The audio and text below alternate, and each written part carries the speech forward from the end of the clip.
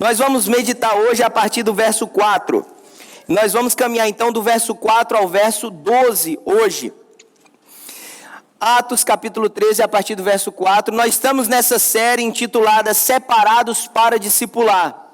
E semana passada, Luiz, nós começamos a ver, encerramos o capítulo 12, iniciamos o capítulo 13, entendendo que a igreja em Antioquia, Rosana, estava no meio do serviço, estava cultuando, estava servindo, trabalhando para o Senhor, orando, jejuando, e o Espírito Santo então brada e diz: separem para mim 2 homens, separa Paulo, separa Barnabé. Nós vimos no capítulo 13, verso 1, que inicialmente nós tínhamos ali 5 homens tão diferentes. Nós tínhamos Barnabé, nós tínhamos Saulo, nós tínhamos Lúcio, nós tínhamos Simeão e nós tínhamos Manaém. E eram homens diferentes, e a beleza do corpo de Cristo é isso. É gente diferente colocada debaixo do mesmo cabeça, que é o Senhor Jesus Cristo. E o Espírito Santo então brada e diz: olha, separem para minha obra esses homens. E nós vimos que é o Senhor que chama, é o Senhor que envia. A igreja precisa, entre aspas, tão somente obedecer e enviar. E é nesse lugar de envio então que surge, a partir desse verso 4, o que é conhecido como a primeira viagem missionária do apóstolo Paulo, Maurício. E essa viagem, na verdade, não é uma viagem que aconteceu só pela vontade do apóstolo Paulo, mas ela primeiro foi direcionada pelo Espírito. Que bom ter você aqui na frente, Vinícius, comigo. Foi direcionada pelo Espírito e abençoada pela igreja. Nós vimos que a igreja então impõe as mãos e envia. Então nós vamos ver agora o início dessa viagem, e eu quero falar então especificamente hoje sobre enviados para libertar. Nós como igreja, nesse lugar de enviados para discipular, eu e você, se você quiser um spoiler, eu e você precisamos entender que todo lugar de conversão é um lugar de libertação. E nesse lugar de envio para o discipulado, nós estamos sendo enviados para libertar. Lucas capítulo 4, o Senhor Jesus está na sinagoga, ele lê um rolo do profeta Isaías. E ele, ao ler Isaías, ele diz: porque o Espírito do Senhor está sobre mim, porque ele me enviou para libertar os cativos. Ao terminar essa leitura, ele diz: hoje se cumpriram as Escrituras, ou hoje se cumpriu o que está escrito. E ele é esse cumprimento, ele é quem liberta. E quando ele nos envia, ou lá em Mateus 28, quando ele envia os discípulos, ele começa dizendo: toda a autoridade me foi dada. Então nós nos movemos agora como representantes, embaixadores do reino de Deus, debaixo da autoridade do Senhor Jesus. De maneira que onde nós nos posicionamos, podemos bradar que é chegado o reino de Deus. E é nesse lugar então que o capítulo 13, a partir do verso 4, vai dizer o seguinte: você está lá, amém? Enviados pelo Espírito Santo, desceram a Seleucia e dali navegaram para Chipre. Chegando em Salâmina, proclamaram a palavra de Deus nas sinagogas judaicas. João estava com eles como auxiliar.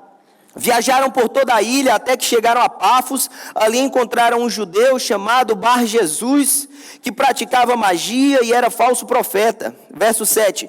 Ele era assessor do procônsul Sérgio Paulo. O procônsul, sendo homem culto, mandou chamar Barnabé e Saulo, porque queria ouvir a palavra de Deus.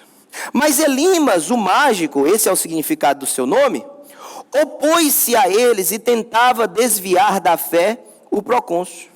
Então Saulo, também chamado Paulo, cheio do Espírito Santo, olhou firmemente para Elimas e disse: filho do diabo, inimigo de tudo que é justo, você está cheio de toda espécie de engano e maldade. Quando é que vai parar de perverter os retos caminhos do Senhor? Saiba agora que a mão do Senhor está contra você, e você ficará cego e incapaz de ver a luz do sol durante algum tempo. Imediatamente, dizem as Escrituras, vieram sobre ele névoa e escuridão. E ele, tateando, procurava quem o guiasse pela mão. O procônsul, vendo o que havia acontecido, creu profundamente impressionado com o ensino do Senhor. Curva tua cabeça, fecha teus olhos. Clama pelo direcionamento do Espírito na tua vida. Abre teu coração e diz: Pai, nessa hora eu abro o meu coração. Fala comigo, Senhor, fala conosco, Pai. Brada no nosso coração. Pai, sem o Senhor, Pai, não há verdadeira expressão de culto. Sem o Senhor não há verdadeira expressão da leitura da palavra. Sem o Senhor não há pregação. Sem o Senhor não há discipulado. Sem o Senhor não há envio. Sem o Senhor não há vida. Então, Pai, nós clamamos agora que o Senhor abra os nossos ouvidos para ouvir a Tua voz. Porque o Senhor é tão poderoso que o Senhor fala individualmente conosco. No meio desse culto coletivo. A Ti toda honra, Pai, glória e louvor, Pai, em nome de Jesus. Amém. Amém. Meus irmãos, a partir do verso 4 nós temos então que o Espírito Santo de Deus, Ele enviou esses homens. Então, mais uma vez, eles chegaram em Chipre.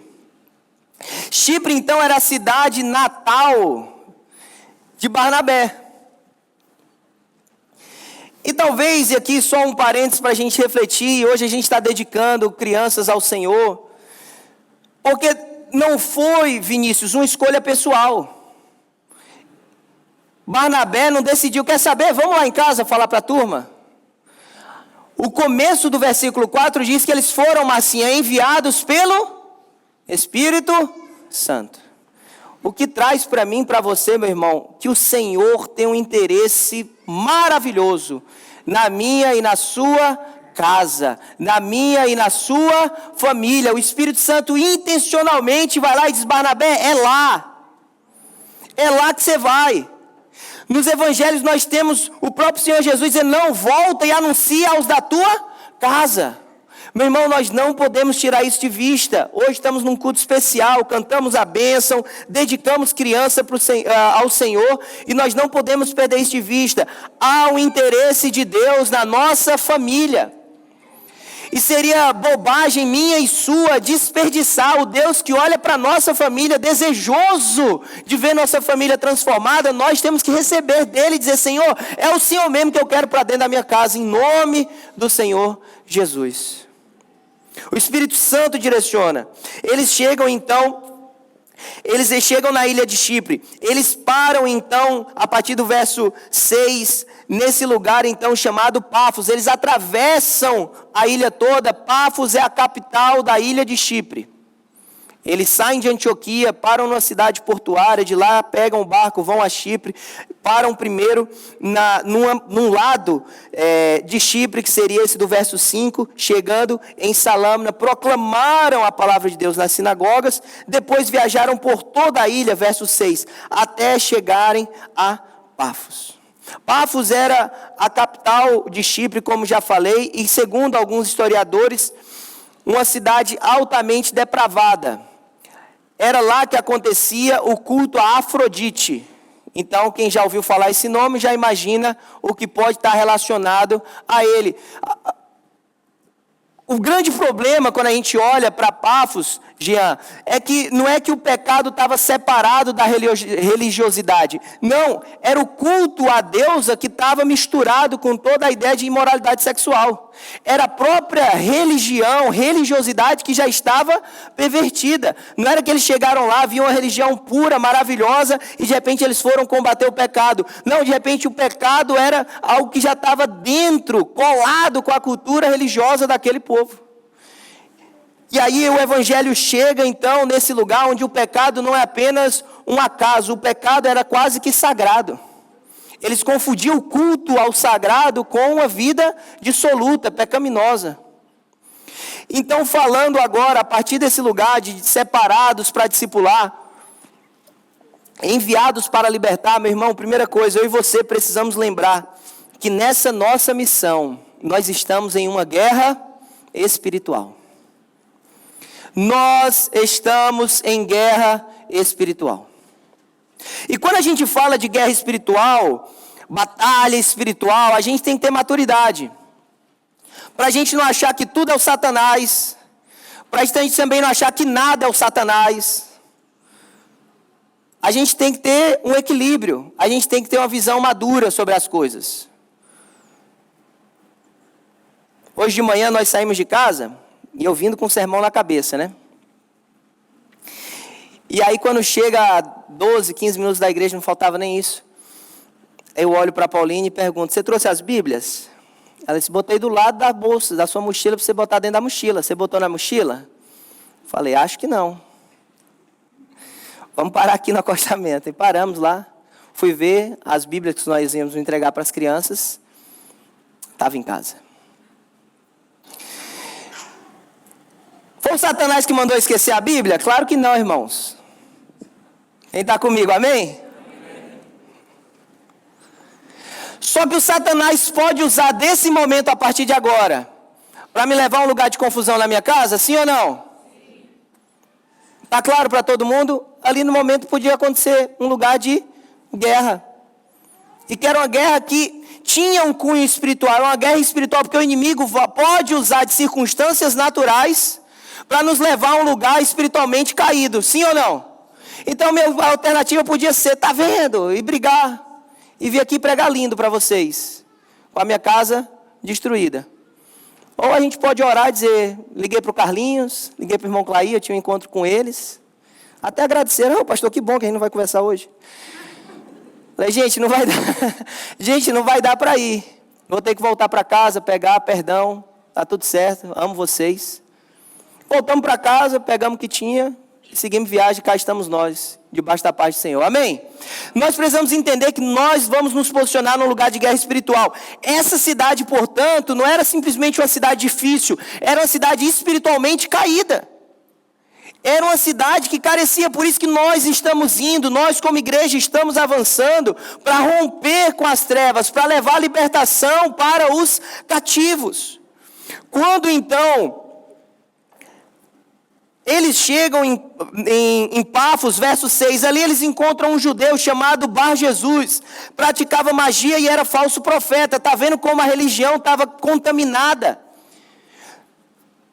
Alguém que praticava magia, ocultismo, todo tipo de feitiçaria. Um falso profeta, não porque se vangloriava de algo que não fazia, não, ele era falso profeta porque ele, na verdade, era dominado por um espírito que não era o de Deus, um espírito maligno. Ele servia ao Satanás, ele estava debaixo de um domínio de um espírito de mentira, mentiroso, portanto, um falso profeta, mas que executava coisas.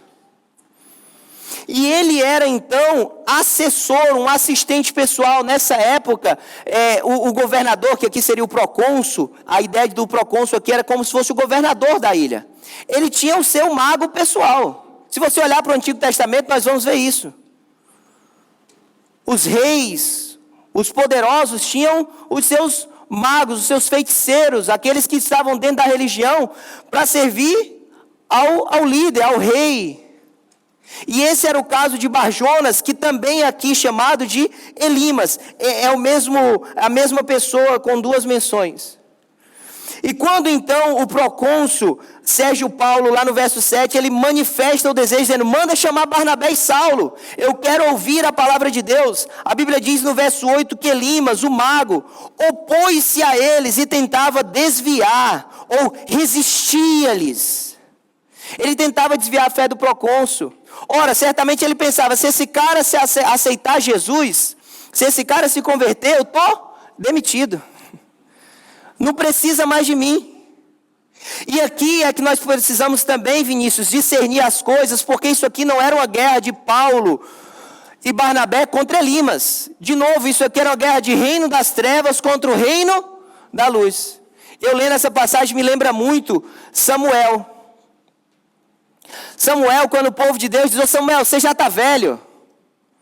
Teus filhos não seguem a Deus não, eles não são um bom exemplo. Quer saber? Dá para nós um reino, ou um rei, perdão, como das outras nações. A Bíblia vai dizer que Samuel então ele vai orar, e ele certamente lamenta com Deus. Deus vem para ele e fala assim, ô Samuel, fica tranquilo. Não é a vocês que eles estão, não é a você que eles estão negando não, é a mim como rei. Quando eu e você saímos para o campo missionário, quando eu e você nos colocamos nos caminhos de Deus, quando eu e você queremos evangelizar alguém, quando eu e você estamos fazendo a obra do Senhor, qualquer retaliação não é contra você como pessoa, é uma guerra espiritual. É muito mais profundo do que gostar ou não de mim. É muito mais profundo do que querer ou não me ouvir, é sobre a palavra de Deus, é uma rejeição ao próprio Deus.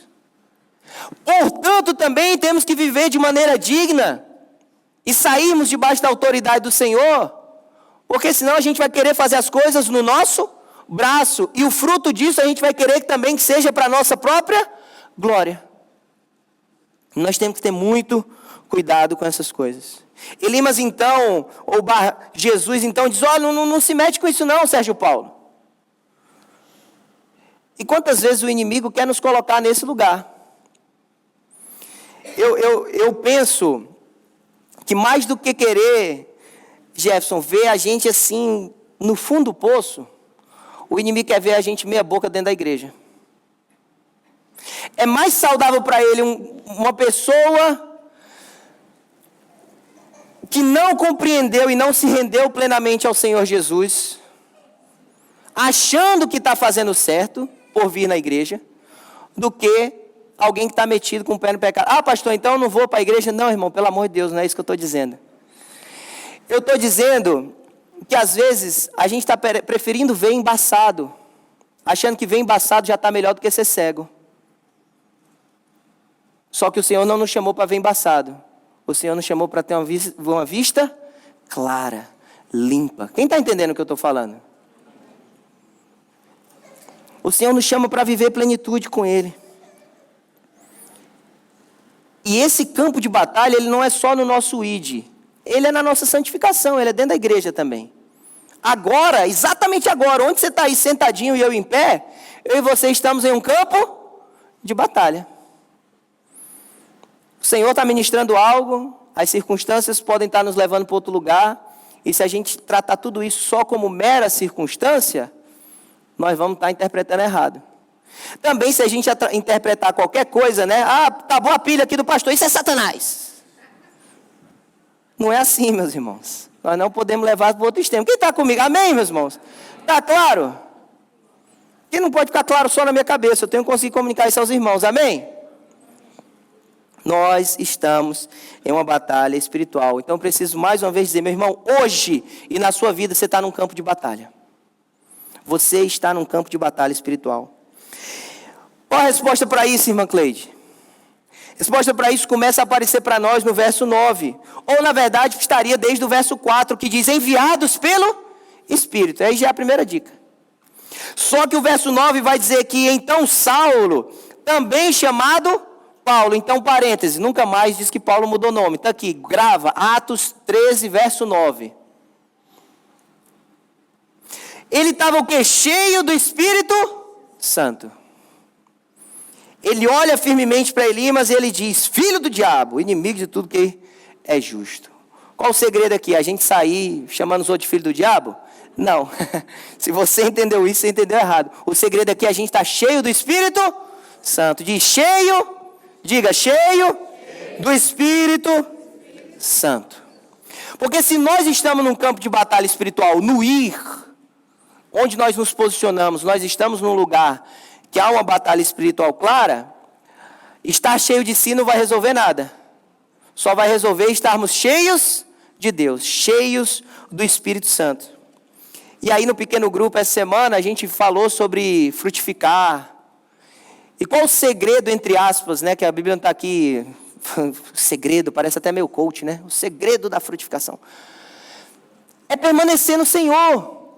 Não é uma estratégia humana. É estar na videira, João 15. Sem Ele nós não podemos fazer nada. E lá no pequeno grupo nós falávamos, então o inverso é verdade. Com Ele nós podemos fazer tudo o que Ele quiser que façamos.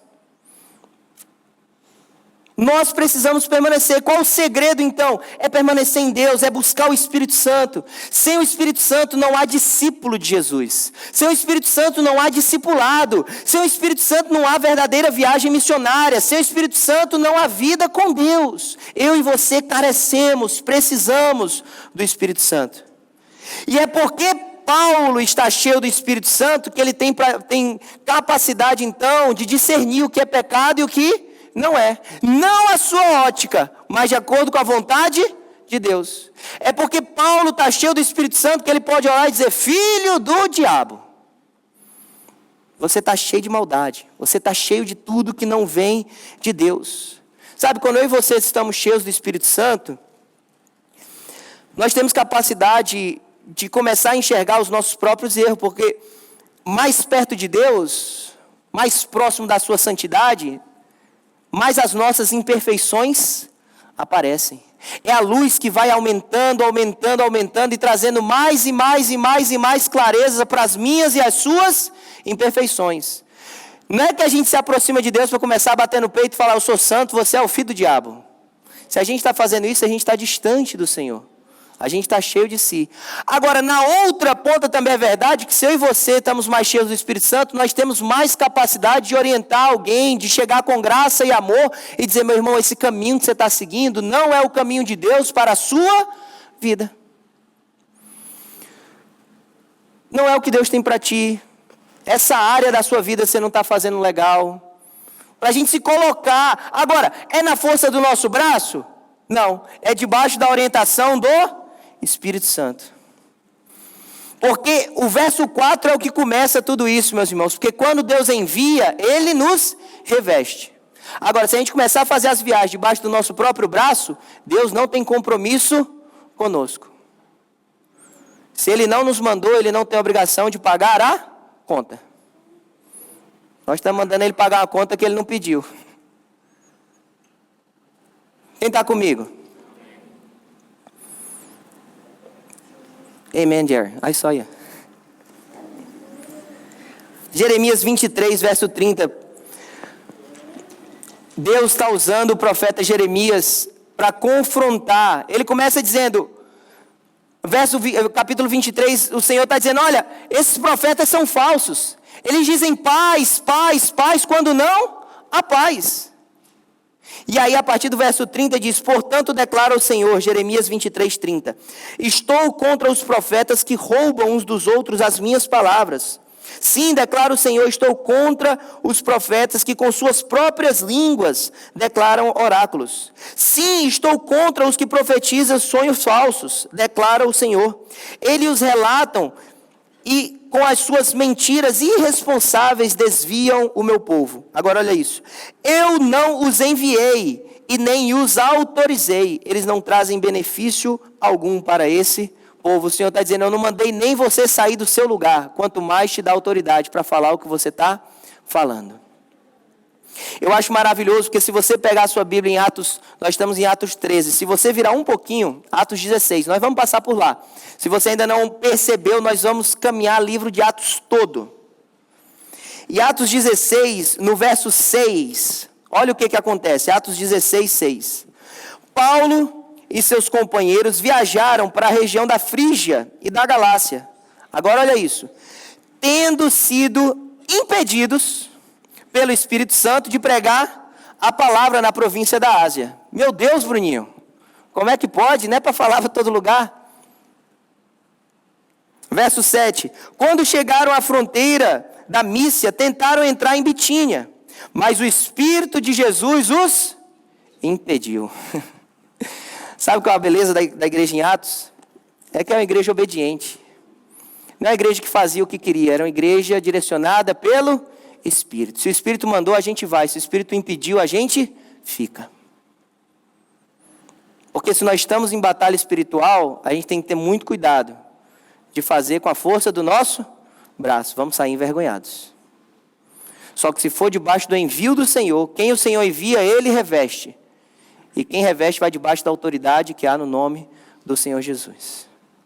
Eu e você precisamos estar cheios do Espírito Santo. Se eu e você tentarmos resumir o livro de Atos, primeiro, no primeiro século, no primeiro e segundo século, alguns chamavam, ao invés de Atos dos Apóstolos, Atos do Espírito Santo.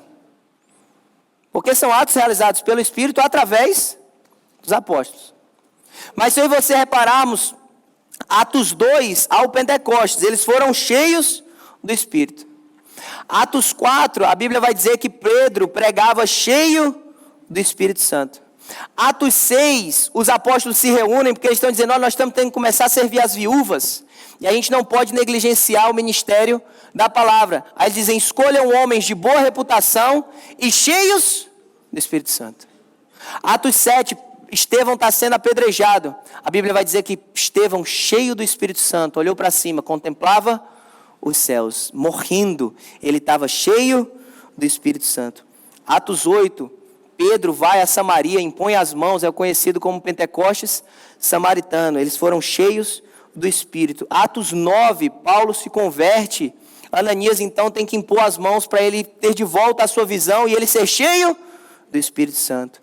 Atos 10, nós vimos Cornélio, o que é conhecido como Pentecoste dos gentios. Eles da sua casa foram cheios do Espírito Santo.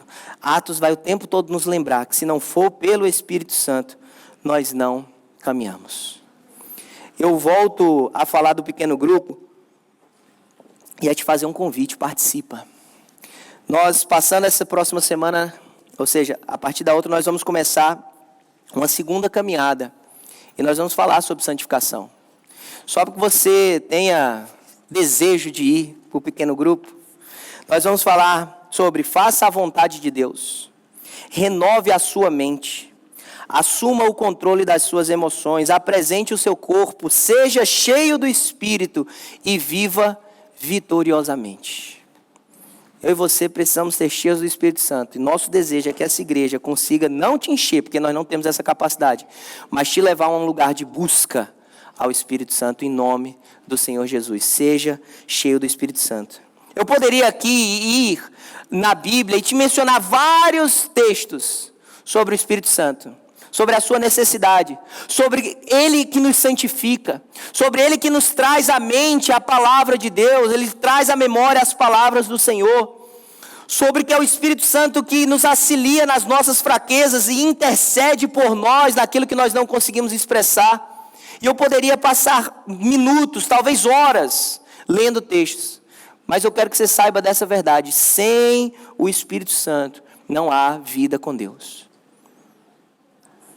Diante dessa verdade, eu preciso te lembrar só de dois textos. Atos 7,51 é Estevão pregando. E a primeira verdade que está em Atos 7,51, Vinícius, é que nós podemos resistir ao Espírito Santo. Ou seja, mesmo necessitando, Tiago, do Espírito, nós podemos dizer, eu não quero. Nós podemos resistir ao Espírito. Atos 7,51, Estevão está fazendo essa advertência dizendo, povo rebelde, obstinado ou incircunciso de coração e de ouvidos, vocês são iguais aos seus antepassados, sempre resistem ao Espírito Santo. Nós podemos resistir ao Espírito, nós podemos dizer, Rosana, não quero, passa amanhã. Efésios 4:30, nós podemos entristecer o Espírito Santo, Renato. Nós podemos entristecer o Espírito Santo. Efésios 4:30, Paulo está nos advertendo, dizendo, não entristeçam o Espírito Santo de Deus, com o qual vocês foram selados para o dia da redenção. Então, por mais que nós tenhamos essa necessidade vital do Espírito Santo, nós podemos resistir, e no nosso relacionamento com Ele, nós podemos entristecer. Antes de eu e você querermos ser usados e irmos, nós precisamos querer ser cheios do Espírito Santo. Meu clamor é que você ore agora, dizendo, Senhor, enche-me com mais de Ti. Qual é a sua relação com o Espírito Santo? Sabe, a Bíblia está dizendo, nós podemos entristecer. Nós podemos entristecer o Espírito Santo. Você tem entristecido ou alegrado o Espírito Santo? A partir do verso 11, voltando para o nosso texto, a partir do verso 10, vai dizer, filho do diabo, inimigo de tudo que é justo, você está cheio de toda espécie de engano e maldade, quando é que vai parar de perverter os retos caminhos do Senhor? Saiba agora que a mão do Senhor está contra você e você ficará cego e incapaz de ver luz do sol durante algum tempo. Imediatamente vieram sobre ele névoa e escuridão, e ele, tateando, procurava quem o guiasse pela mão. O procônsul, vendo o que havia acontecido, creu, profundamente impressionado com o ensino do Senhor. Se nós estamos em uma batalha espiritual, se nós precisamos ser cheios do Espírito Santo, Nós precisamos entender que esse lugar de ir e libertar, desse lugar de sermos enviados para discipular, desse ir de fazer discípulos, passa pelo evangelismo, passa pelo confronto e passa pela manifestação do poder de Deus. É isso que nós vemos aqui na conclusão desse texto, ou dessa cena que Lucas, ao escrever Atos dos Apóstolos, está narrando. Ora, o verso 7 começou dizendo que o procônsul Sérgio Paulo chamou Barnabé e Saulo porque ele queria ouvir.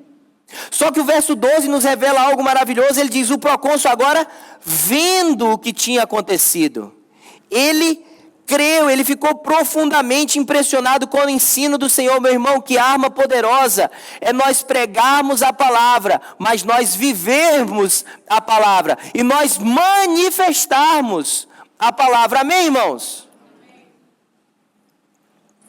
Eu e você somos chamados para pregar a palavra, para viver a palavra e para manifestar essa palavra, porque isso vai levar pessoas ao claro entendimento. O reino de Deus é real, não é um discurso. Ele é real. Quando eles olham a minha e a sua transformação de vida, quando eles olham milagres, quando eles olham testemunhos, quando eles olham a gente dominando aquilo que naturalmente era um impulso contrário à vontade do Senhor, tudo isso é manifestação do reino na nossa vida. Não acha que vai ser só alguém ficar cego. Não acha que é só você chegar chamando alguém de filho do diabo. Não, não, não. O meu e o seu testemunho vivo é manifestação do poder e do reino de Deus. Quantos podem ver o poder de Deus na sua vida? Em que áreas o poder de Deus está sendo manifesto na minha e na sua vida? Como está o nosso dia a dia? Como está a nossa segunda-feira? Como está a nossa dinâmica de dia, de família, de vida, de trabalho? É possível ver o poder de Deus na minha e na sua vida. Você tem manifesto o poder de Deus na sua vida. Quando Paulo chama de filho do diabo, ele está fazendo um trocadilho aqui, irmão Jefferson. Porque Bar Jesus significaria filho de Jesus ou filho da salvação. Ele está dizendo, você não herdou as características de acordo com o seu nome. Você podia ser mesmo Bar Jesus. Você podia mesmo ser alguém que é um filho da salvação. Só que na verdade você está sendo mais um Bar diabo. Você está sendo um filho do diabo. Você está herdando aquilo que não vem de Deus. Você está corrompido. Eu quero encorajar cada um de nós, a gente está caminhando como igreja, a gente está se sentando à mesa, sentando nas salas, sentando nos pequenos grupos. Eu quero encorajar cada um de nós a ser voz de Deus na vida um do outro. Sabe, se está vendo teu irmão cair, não deixa, não vai lá só apontar o dedo, vai lá levantar. Confronta com graça e amor. Algumas semanas atrás eu sentava com uma pessoa, não é aqui da igreja, com algumas dificuldades, especialmente na sua relação conjugal, e eu deixei falando muito tempo. E eu fui anotando, tomando algumas notas. E no final, havia uma grande dificuldade de confronto. E se eu e você, marido, se você, irmã, se você, irmão, não só na relação conjugal, quisermos viver uma vida sem confronto, nós estamos fadados ao insucesso. Nossas relações vão fracassar, vão sucumbir. Se eu não tiver a graça de, com amor e misericórdia, confrontar a Pauline, nosso casamento vai sucumbir.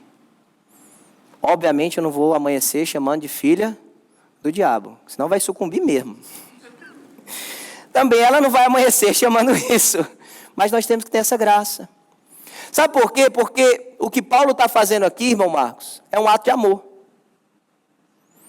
A Bíblia não nos relata isso, mas alguns historiadores vão dizer que Elimas aceitou Jesus. Há relatos na história que ele aceitou Jesus. Historiadores ainda no 1º e 2º século vão relatar isso. Então, quando eu e você confrontamos alguém, nós não confrontamos para expor, nós confrontamos para levar ao arrependimento. E Deus faz isso, eu te provo na Bíblia, porque o final do verso 11 que nós estamos lendo, pode ficar, meus irmãos, vocês subiram cedo, eu amo vocês. Vocês partilham comigo, eu estou em pé também, então vocês... Verso 11 diz: você ficará cego, finalzinho, você ficará cego e incapaz de ver a luz do sol durante algum tempo. Vocês estão comigo, amém, irmãos? Amém. Não, vamos lá, vamos valendo que eu vou acabar, mas eu preciso que os irmãos venham comigo. Vocês estão comigo, amém? Amém. Final do verso 11, você ficará impedido de ver, cego por algum tempo. Se for só uma punição de um Deus só bravo, diz assim, você vai ficar cego e nunca mais vai nem ver. E é maravilhoso a gente ver que Deus está usando Paulo para esse cenário. Quem é que tinha ficado cego por um tempo? Paulo, Saulo, como queiram chamar. Porque Deus pode usar as nossas e certamente usará as minhas e as suas experiências para ser canal de vida e de bênção para outros. Eu imagino, isso aqui é coisa da minha cabeça, eu imagino Paulo chegando e dizendo, ô Elimas, fica tranquilo. Passei também 3 dias sem ver nada. Deixa eu te falar, foi a melhor coisa que aconteceu na minha vida. O Senhor me feriu, mas Ele me feriu para sarar. O Senhor me tirou a visão, mas Ele tirou a visão para abrir os meus olhos.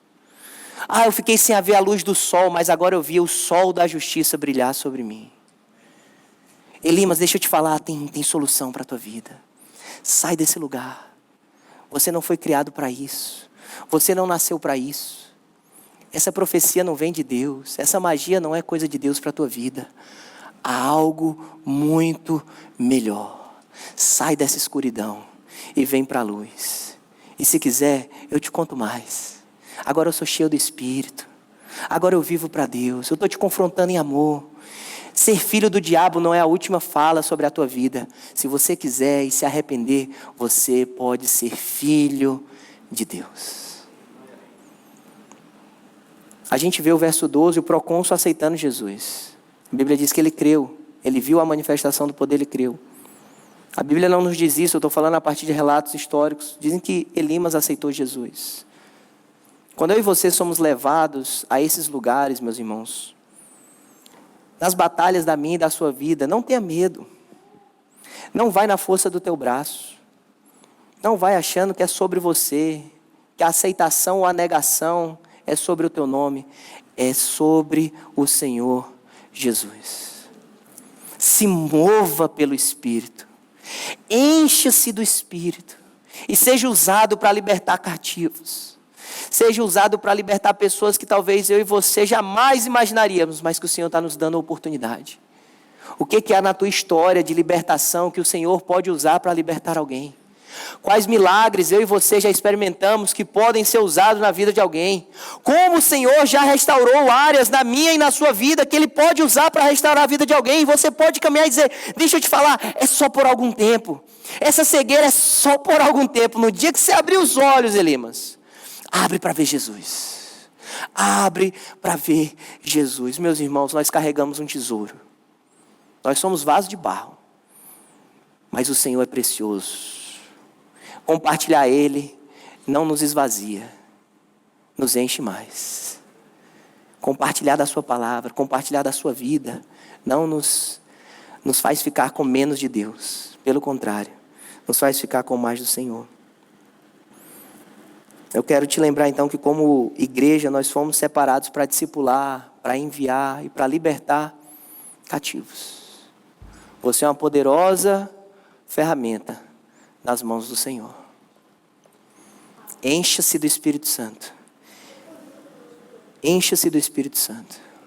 Se há áreas na tua vida que você está cego espiritualmente, que o Espírito Santo precisa trabalhar com santificação, encha-se do Espírito Santo.